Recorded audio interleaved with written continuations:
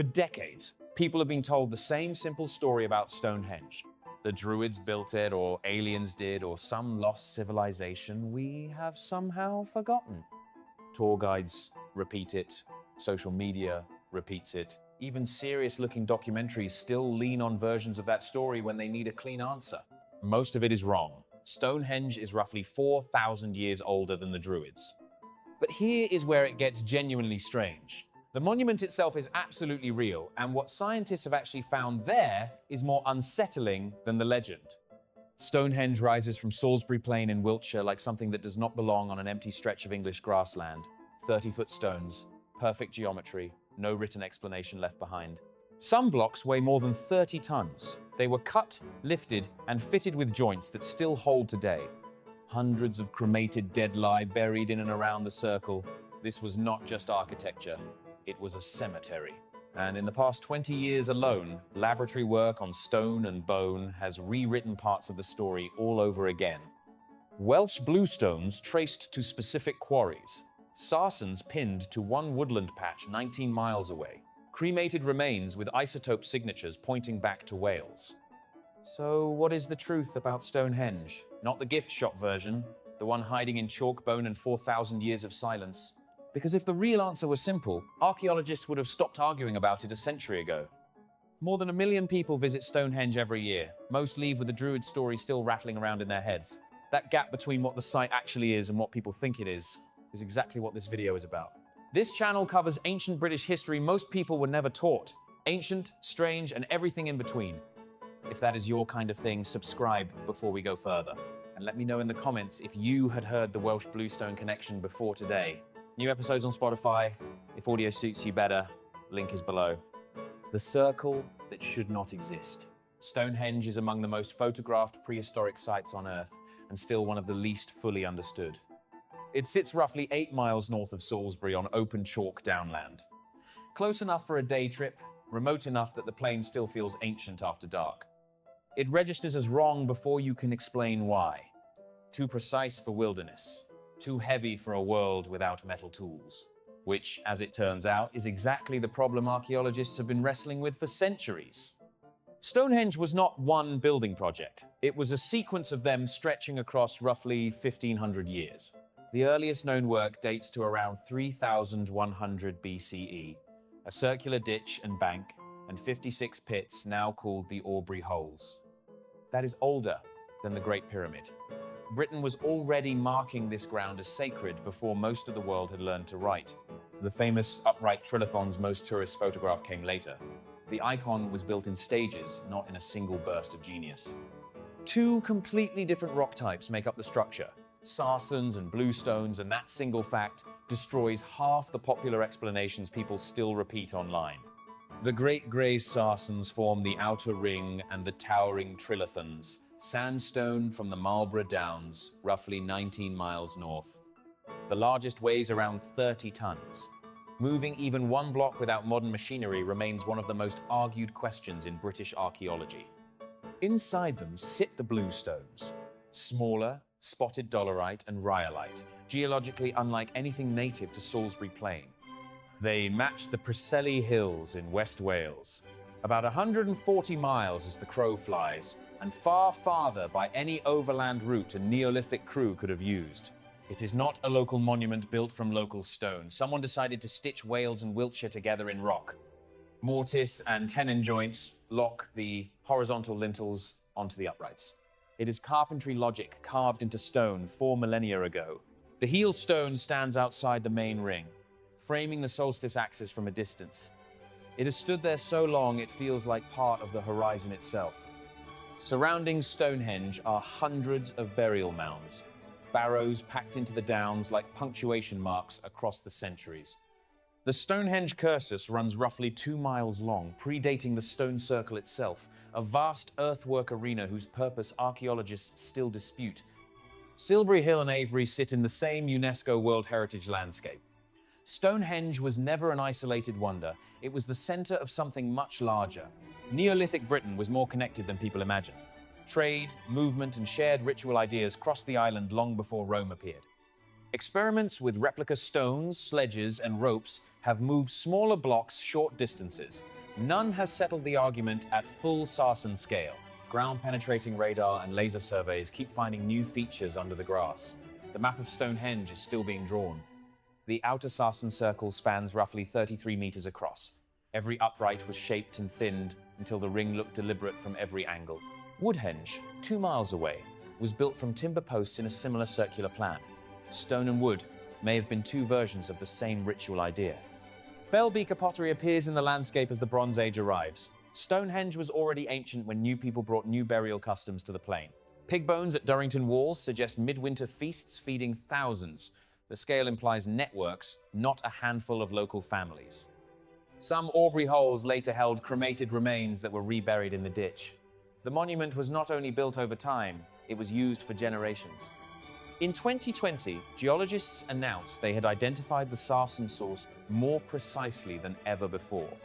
The breakthrough came from a core sample almost everyone had forgotten. A drill core, taken from Stone 58 during conservation work in 1958, had spent decades in museum storage. Modern geochemistry finally read what it had to say. The stone matched West Woods on the edge of the Marlborough Downs. Not the whole region, one specific woodland patch. In the same research wave, quarry evidence at Craig Rossi-Feelin and Carn Godog in Wales showed bluestones were deliberately extracted, not casually collected. Tool marks, waste flakes, and extraction scars point to human work. For at least some bluestones, the glacial accident theory gets much harder to defend. Radiocarbon dates from cremated bone cluster around 3000 to 2500 BCE for the main phases. The monument was already ancient when Egypt's pyramids were young. It was not built by Druids. Druidry belongs to the Iron Age, millennia later. That correction has been known to archaeologists for generations. It has never fully reached the public imagination. The 2020 Sarsen study was published in Science Advances. It made headlines because it turned a forgotten drill core into a definitive answer. Some bluestones may have been moved and rearranged multiple times across different building phases. That is not what you do with random glacial debris. 303 road tunnel plans near Stonehenge have sparked fierce debate. Engineers, archaeologists, and campaigners all argue about how much more the ground still holds. UNESCO listed the landscape as World Heritage in 1986. The designation treats Stonehenge as part of a wider sacred geography, not a lone monument in a field. Laser scans of the sarsen surfaces show axe dressing marks invisible from the ground. The builders were finishing stone like craftsmen, not stacking rubble. Strontium and oxygen isotopes in tooth enamel can trace where someone grew up. That method is how the Welsh connection in the cremated dead was proved. DNA from cremated bone is difficult to recover. When it works, it may yet tell us how related the buried people were to communities far from Wiltshire. Geophysical surveys at Durrington Walls revealed buried features without lifting turf. Much of what we know about the wider landscape came from looking through the soil. The 2020 Westwoods paper had multiple co-authors across British universities. It was not one rogue claim, it was a consensus built on hard data. The name tourists use is not the oldest name this place has carried. Medieval writers called it the Hanging Stones. In the 12th century, Geoffrey of Monmouth claimed Merlin flew the stones from Ireland by magic, fiction but revealing. People have always sensed these blocks did not belong on Salisbury Plain in any ordinary way. The legend admitted the impossibility before science did. Stonehenge is not alone out there. Avebury, 17 miles north, holds the largest stone circle in Europe. Woodhenge and Durrington Walls lie barely 2 miles northeast. A massive Neolithic settlement beside a timber henge. This is a ritual landscape, not an isolated oddity. Processional routes, burial mounds, and ceremonial sites fill the map for miles. The River Avon links Durrington Walls to Stonehenge along a route archaeologists can still trace in the ground. Winter solstice sunset aligns with the central axis of the sarsen trilithons. The lintels were shaped to frame it on purpose. Whoever completed the final sarsen phase understood the sky they were building under. That was not accident. That was design. Local folklore treated the stones as enchanted, dangerous, and tied to the dead. The archaeology underneath those stories was real. Victorian visitors treated Stonehenge as a romantic ruin. They picnicked among the stones and imagined ancient druids in white robes. Modern druid orders still gather at solstice. They know the Neolithic dating. They come anyway because the place still feels charged.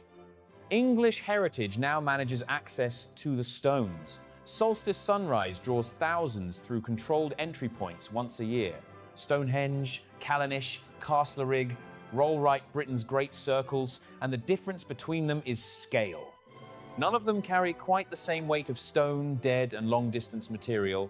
Stonehenge sits in a category of its own. Folklore said the stones were immovable, enchanted, or cursed. Archaeology said they were moved, reset, and rebuilt across centuries. Long barrows predate the stone circle by centuries. The dead were already being honored on this chalk long before the first sarsen rose. Summer solstice sunrise draws the bigger crowds today. Winter solstice sunset was the alignment the final builders engineered into the trilithons. Healing wells and sacred springs in West Wales were tied to bluestone folklore long before modern quarry studies. Locals may have known something about those rocks. Pagan and Druid gatherings at solstice are modern traditions layered onto an older site. The stones absorb new meanings without giving up the old ones. National trust in English heritage land surrounds much of the ritual landscape. Access rules change, but the monuments outlast every management plan. Wiltshire locals grew up with Stonehenge on the horizon. For them, it is not only a tourist icon, it is part of the neighborhood's deep memory. But the ground has given up. Century after century, people have dug at Stonehenge looking for answers and found bone instead of treasure. In 1620, the Duke of Buckingham ordered pits dug inside the circle searching for gold. He recovered cremated bone and charcoal. In the 1660s, Inigo Jones surveyed the ruins and concluded the Romans built Stonehenge. He was wrong, but his drawings mattered. In the 1720s, he mapped the avenue and barrows with obsessive care. He also helped cement the Druid myth archaeology is still undoing. In 1915, Cecil Chubb bought Stonehenge at auction for £6,600.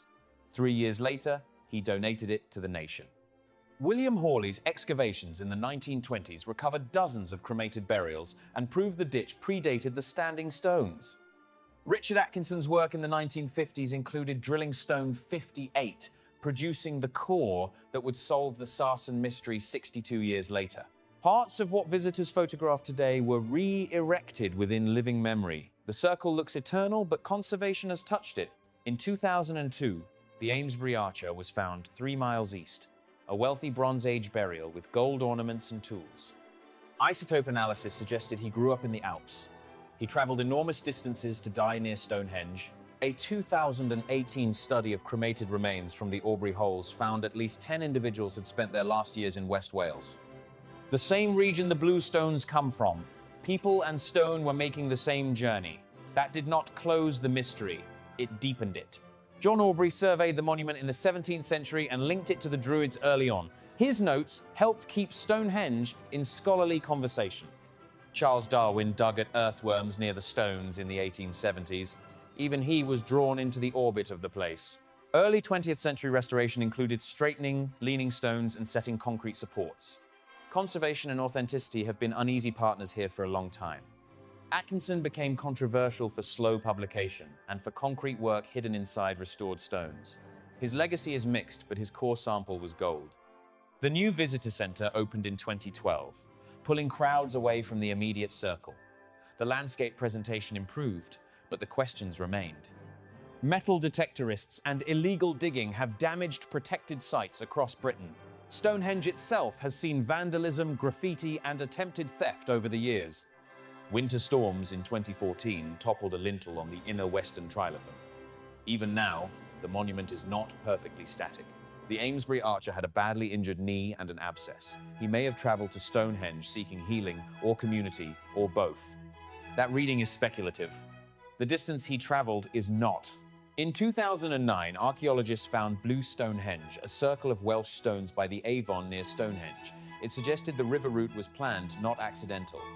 In 2014, geophysics hinted at a superhenge of buried stones at Durrington. The landscape keeps surprising people who thought the map was finished. During the First World War, the plain was used for military training. Tanks and trenches crossed ground that had been sacred for millennia. A fence went up around the stones in 1901 to stop visitors chipping souvenirs. People have always wanted a piece of Stonehenge to take home. Protests over road widening and tunnel plans show how fiercely Britain argues about this site. Stonehenge is never just archaeology, it is national identity. Archaeologist Mike Pitts has written extensively on access, meaning, and myth at Stonehenge. His work reminds readers the monument is also a modern political object.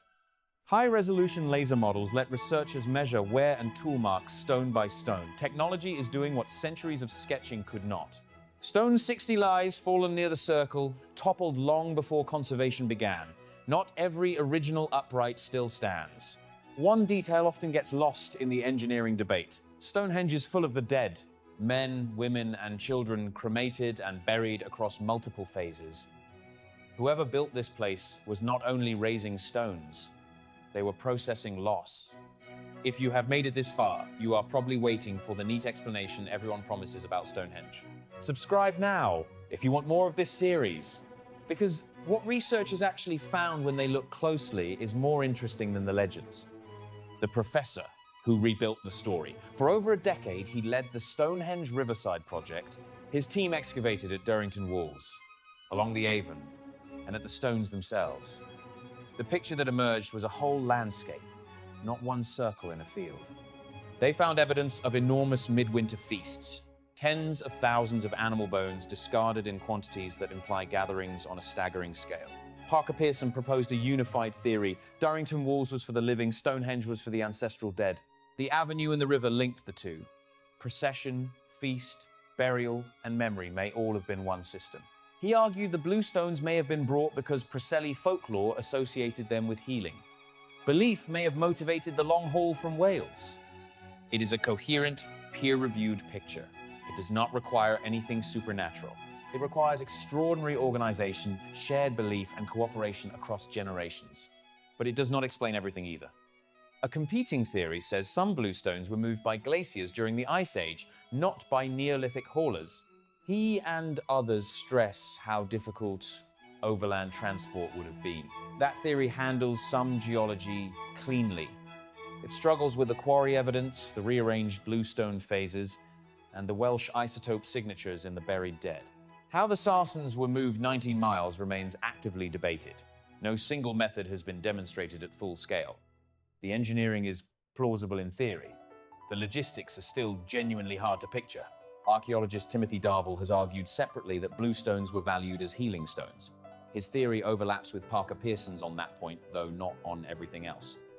Reconstructed Neolithic houses at the visitor centre show the kind of timber buildings people lived in at Durrington Walls. Small, crowded, and busy with feasting. Isotope work on the feast debris suggests animals were driven to the site from across Britain. This was not a local village potluck. Some researchers argue maritime transport around the Welsh coast could explain part of the bluestone journey. Overland haulers are not the only model on the table. Others point to river transport for sarsens on sledges. Every theory works on a diagram, none has cleared the full-scale hurdle. Lunar alignments have also been proposed alongside the solstice axis. Stonehenge may have been a calendar machine as well as a cemetery. Britain's best-known ancient monument is also one of its least closed cases. That combination is why people keep watching, visiting, and arguing. It does not require inventing anything supernatural. It requires accepting that Neolithic Britain was capable of far more than the brochure admits. Parker Pearson's team estimated midwinter gatherings could have drawn people from across southern Britain. Stonehenge may have been Britain's first national monument in a very literal sense. The bluestones may have arrived before the great Sarsen trilithons. The smaller Welsh stones could be the older heart of the place. The main Sarsen phase is dated to around 2500 BCE. By then, the site had already been sacred ground for 6 centuries. Major lunar standstill alignments have been proposed for some arrangements. If true, Stonehenge tracked more than one kind of sky event. Critics of the glacier theory note, ice sheets did not deposit a neat stone circle. Random geology does not rearrange itself into phases. National Geographic and BBC documentaries brought Parker Pearson's model to millions. For many viewers, his version became the new default story. Even supporters admit we still lack a full-scale demonstration of sarsen hauling. Credibility and proof are not always the same thing. The honest position sits somewhere between two extremes. It respects both the witnesses of the past and the science of the present. It is not reasonable to claim Stonehenge was built by aliens. Decades of excavation and radiocarbon dating rule that out. It is equally not reasonable to claim the mystery is fully solved. Transport, motive, and meaning all still have gaps. What makes Stonehenge different from ordinary folklore is the evidence density. Quarries, isotopes, solstice, joinery, cremated dead by the hundred. The truth was never hidden behind a government cover-up. It was buried in chalk, bone, and 4,000 years of silence. The builders could not write down what Stonehenge meant. They left the stones to speak instead. And the stones are still speaking. Every excavation season adds another sentence to a language we are only slowly learning to read. School summaries often freeze Stonehenge in one sentence. Druids mystery done. The real timeline needs paragraphs, not a phrase. Documentaries sometimes do better, but still reach for the same clean images when the music swells. The science is messier than the montage. Witness testimony from the past is archaeological, not spoken. Bone, stone, ditch, and quarry are the witnesses we actually have. They do not answer every question. They answer enough to prove this was not a prank, a myth, or a recent fake. The title of this video uses the word hidden rhetorically. Nobody buried the truth in a vault. It was hidden in the sense that 4,000 years of silence does not explain itself. You have to dig, test, and argue your way toward meaning. Future excavations may settle parts of the transport debate. They are unlikely to hand us a neat inscription saying exactly what Stonehenge meant. That unfinished quality is not a failure. It is the honest condition of a monument built by people who left no owner's manual. Museum displays simplify the phases into colored diagrams, useful for school trips, not the same as reading the excavation reports. A child who visits once may remember only the size of the stones. An archaeologist remembers the cremated fragments in the archive. Wikipedia summaries update faster than textbooks. Peer-reviewed journals update slower than both. The public often hears the middle version first. None of that makes the science less real. It makes the gap between expert knowledge and popular story harder to close. If this changed how you see Stonehenge, leave it in the comments. Subscribe for more ancient British history hiding in plain sight. Somewhere on Salisbury Plain, the circle still waits. 4,000 years on, it has not finished telling its story. Next time you see Stonehenge on a thumbnail, ask which story it is selling. The Druid one is easier, the archaeological one is better. Ancient British will keep following the sites, the brochure oversimplifies. Stonehenge was only the beginning. Tell us which part surprised you most. The Welsh dead, the forgotten drill core, or the scale of the midwinter feasts?